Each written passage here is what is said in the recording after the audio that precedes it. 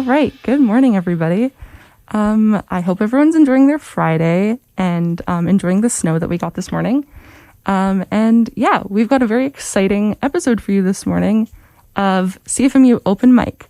So you are going to hear from myself and 3 other members of our music staff talk about new album releases and what we think about them. So this is a very exciting initiative that you can listen to on air, and you can also listen in on the website and watch the video.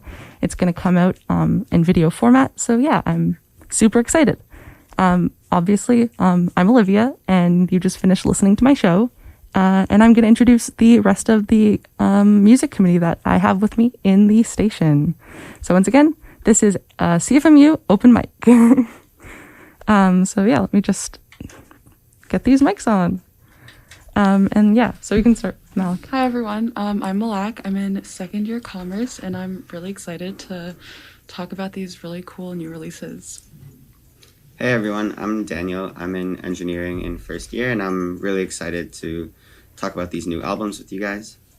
Hi guys, I'm Julia, and I'm in third year, and I can't wait to talk about Sleater-Kinney today because they're my favorite band. Yeah, we all sat down and we were like, okay, we're gonna come up with some albums to talk about, and somehow all of the albums that we recommended were alternative rock, pop punk. So the theme of today's discussion is going to be new releases in alternative rock, and I think that's fitting given that it's December and it's exam season and we are all heightened, and we have all like heightened stress responses right now. And yeah, so the 3 albums that we're going to be discussing today are Fuck Art by The Dirty Nil, and they're Hamilton based. Mine is Something Heavy by You, Me, and Everyone We Know. They're from Washington, D.C. And mine is Path of Wellness by Sleater-Kinney, and they're based out of Olympia/Portland. All right, so we'll start with talking about Path of Wellness, because I think that was probably all of our top. It was really, really interesting to listen to. Okay, cool. So I have a lot to say about Sleater-Kinney. Specifically, Worry With You. It's like my favorite song on the album. So Carrie Brownstein, this is kind of like Carrie's ballad. She's most heard on vocals, and it's similar to her song like Modern Girl, which soon became the muse of her book title, Hunger Makes Me a Modern Girl. And it seems like both of these songs are kind of like general unhappiness. Like Hunger Makes Me a Modern Girl is kind of about like feeling lost, but like still having everything. And like Worry With You feels like a forced relationship. So I guess they have that in common. And Worry With You in particular has a lot of like female LGBTQ plus representation in the music video. And it's kind of like tied to, I guess I could tie it to, their like infamous Spin article that outed Carrie and Corin's relationship in like the late 90s. And it's kind of interesting to see how like these 2 queer women in their 40s are like reclaiming an identity they once hid from. Yeah, that's a really good point, because I know in their song, when I was listening to Complex Female Characters, I was interested to see, like, based off of the title, what the song would be about. And I think it starts off with, like, I want, like, a complex female character, but I want them to go down on me easy. And I was like, whoa. Yeah. And then, like, listening to that song, I was thinking, because I think that reading up on this song, it's supposed to be kind of displaying like the double standard of like how people are perceiving women, like especially in relationships, like having all these expectations of being like sort of like entertaining and kind of like being like characterized and put like, how do I put this, expected to be kind of like an addition or like a personality or like kind of like an object to like kind of be entertained by, but then at the same time like they don't want, like, I think what she was trying to like get by in the song is like they also don't want to be coming across as like a lot of work. I don't know, and I don't know how I feel about this song, because a lot of it was just like intense for me to listen to. Yeah, that's like a lot with Sleater-Kinney. I mean, I like the sound of like this album because they started in like the Riot Girl era, but like they, like I wrote down that they didn't change, but they transformed. Like they kind of shifted to the era, but they didn't give up that like punk sound. So that's like when you're saying it's like hard to listen to, like heavy to listen to. Yeah, I guess I feel like that's why. The point. It's like the lyrics. Yeah, but yeah, I like Path of Wellness because like they're iconic. Like the album that kind of made them famous was Dig Me Out, and that was like extremely punk, and this is like not even close to being like that. I guess, yeah, there really is a range. Yeah. Yeah. I like Bring Mercy because there's like a synth keyboard, but like the underlying instrumentality of the song is just like grungy guitars, so it's a really interesting like addition. And also they're both, I think they're both singing. I don't know, is there like, who's the lead singer? Well, like there's Carrie Brownstein, and she's like mostly guitar and vocals, and like I guess Korn kind of like started out as like the main singer in like the 90s, but now they just kind of like switch. They can really harmonize. It's great. Yeah, they're great. Did you guys have a favorite song or least favorite song? My favorite, I really liked Favorite Neighbor mainly because I really liked the way they said, well, all right, like in the beginning. But I also really liked High in the Grass. And I felt like, because the first song was called Path of Wellness, I thought it was going to be just an overall like more psychedelic album. I kind of thought that too, like maybe it's like a concept. I think it was like the album. soprano voice, like especially compared to the other two, like more like heavy, like angry loud albums. But like I felt like it got like more aggressive almost, like as you went through the album, like more like loud, and I really liked that because I was sort of expecting, like I was expecting this more like, and like it was there, but it definitely did like change my expectations, and I ended up like really liking it. It wasn't what I was expecting at all. Yeah. My favorite was actually also Worry With You, the same as Julia. Nice. What really brought it out for me was like the intro guitar. I really liked how like crunchy and bright it was. It's one of my favorite tones, and also there was like a really echoey part in the middle around like a minute note, which I really enjoyed. And it's also like I found the lyrics really interesting because like at first like it just sounds like more of whatever, a crunchy grungy song, and then like you start listening to it and like the lyrics, there was a specific lyric that stood out. It's like, come at me with all your swagger, the strength of you is what I've been after. And like I found that like pretty cool how they related like being cool to being strong, and like I don't think that's really mentioned too much in music these days. And also, I really like the cover art of it, like the undead. Oh, yeah. What is the cover? I've been staring at it, and I'm like trying to figure out what it is. Yeah, it looks like skulls. It was like some undead kind of like two people. It looked really cool. It was with really... the black and white like grayscale thing. I love that. That stood out to me right away. Expecting. When I was like, oh, an album called Path of Wellness, and it was like two skulls. That's the like, thing. Oh my You're like Path of Wellness, and then is it like sort of like supposed to be? Do you think a journey of like them coming back out and like expressing themselves? Because like if you look at like their other album covers, like Dig Me Out is like pretty basic, like it's just kind of photos of them recording, and like then there's like Into the Woods, or like I don't know, they're very like I don't know, graphic photos, and this one's more like it's different. This was like their first album in a while, right? Like, yeah, so like Carrie was on like Portlandia, which is like a comedy show, and she like wrote it, started in it. It's like this huge hit. And she was in like a bunch of other bands. Like she started in Excuse 17, Wild Flag, and then Sleater-Kinney kind of like died off for a bit while she was in Portlandia. But yeah, Path of Wellness like kind of made it survive since then. Okay. So well, yeah. If you're listening in and you like, I was gonna say it. So like recommended if you like. I think like I don't know if you guys know PJ Harvey, but she's like this. She's kind of like Riot Girl. She's like a punk singer, and I like her a lot, and so I really like Sleater-Kinney. And for some reason, I was like getting a vibe of like this band being sort of like mixing Damaged Goods with Kate Bush. Because like Kate Bush has like, she hits really, really high notes, and they're able to hit like those really, really high notes as well. And yeah. Yeah, Carrie has like this kind of like possessive, like if you ever see her perform, it's kind of like, she has these like staggered movements, and like when you hear like in Worry With You, some of the vocals when she hits those ranges, you can kind of like feel the like her stage presence like through the song. You have to watch her like on stage. It's crazy. I'm gonna check that out. Yeah.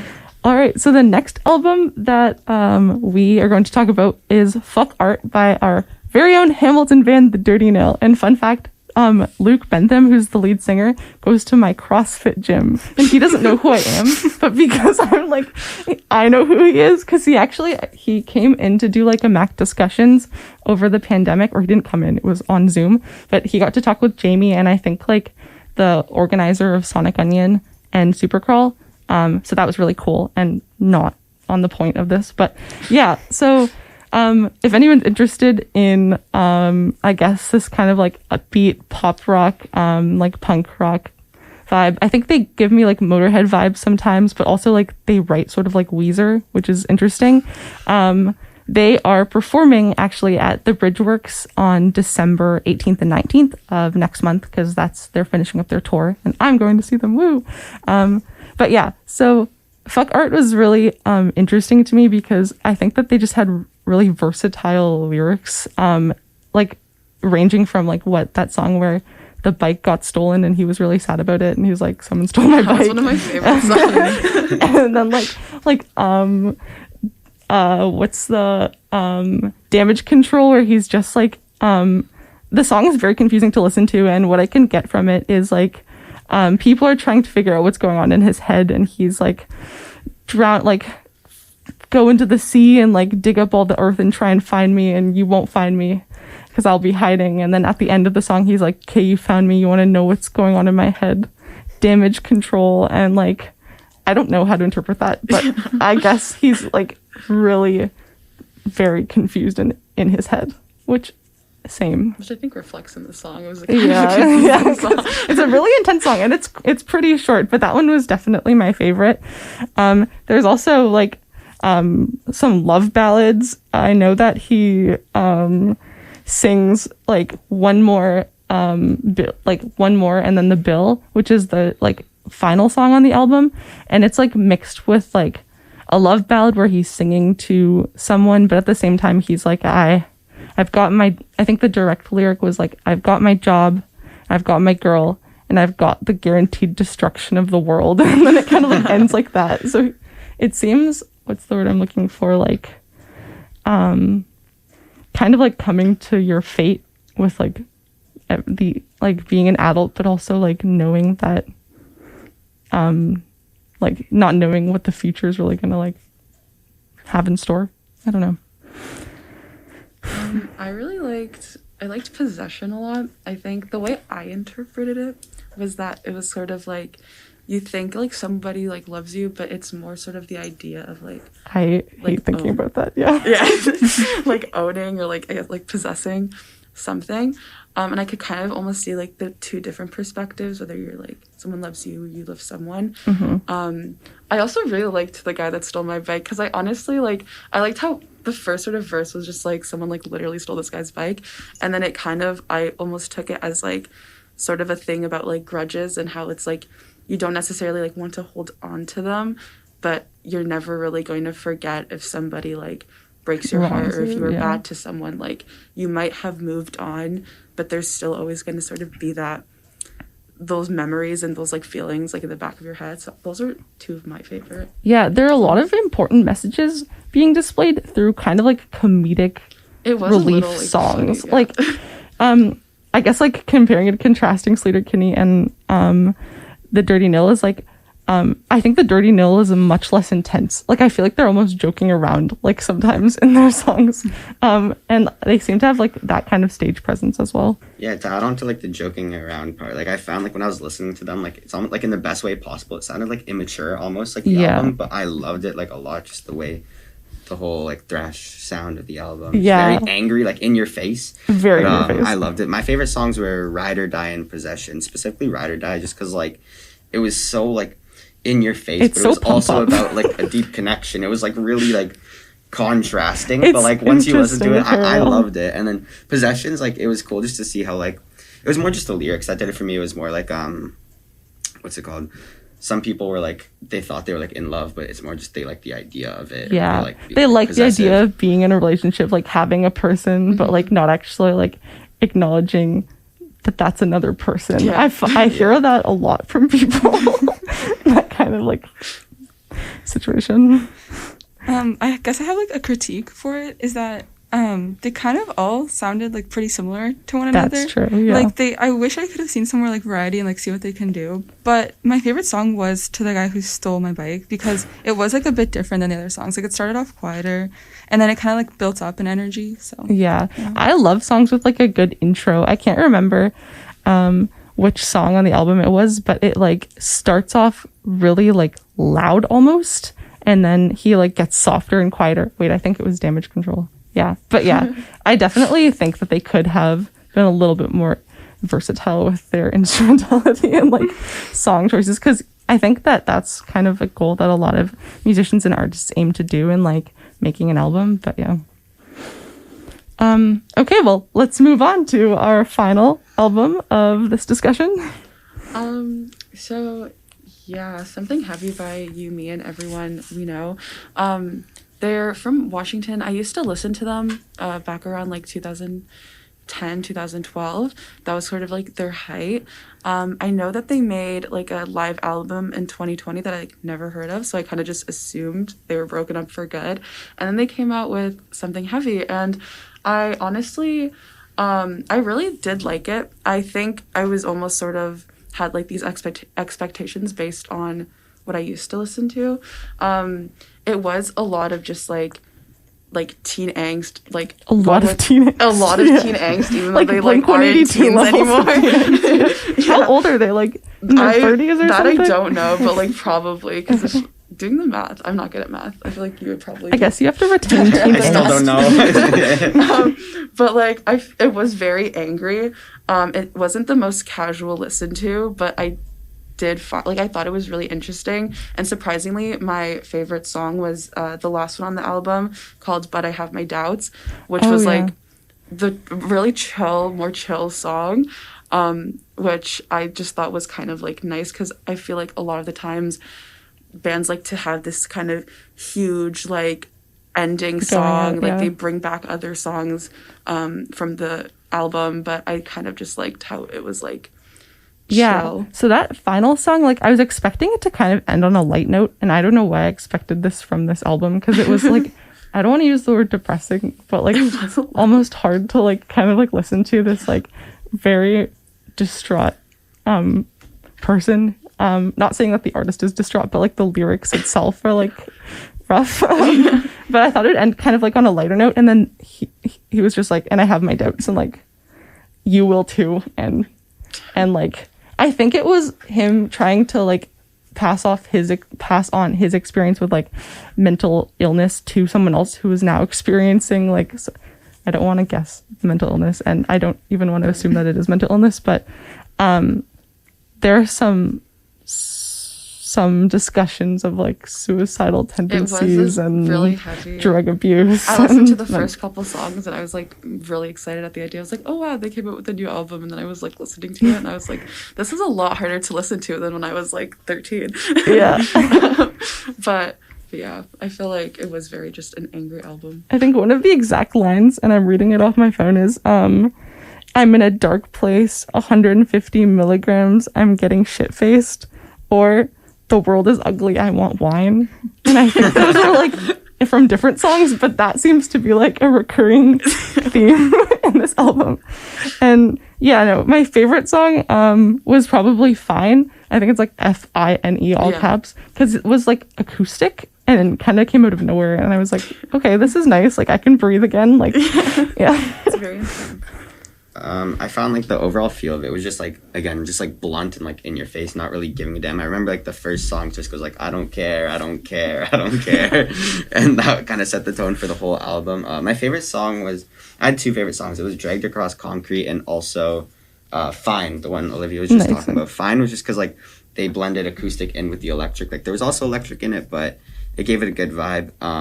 And I enjoyed that. Dragged Across Concrete had a lot of like squeamish guitar. That's the best way to put it, but like a lot of squealing. That honestly is a good way to put it. Yeah, it was like a very like I enjoyed a very different sound. I like that song the most just because it stood out to me, and like the timing of some, like specifically the pre-chorus. I remember I was a bit like took off by it because the timing was like off, but in a good way. It kind of made me jump a bit, but I really liked it, and like I'd recommend it definitely if you like Mayday Parade or The Used. Like it's a very pop punk vibe, and just like reminds me of like teen angst. I remember. So yeah, those bands are definitely, if you like those, you should definitely listen to these guys. Right.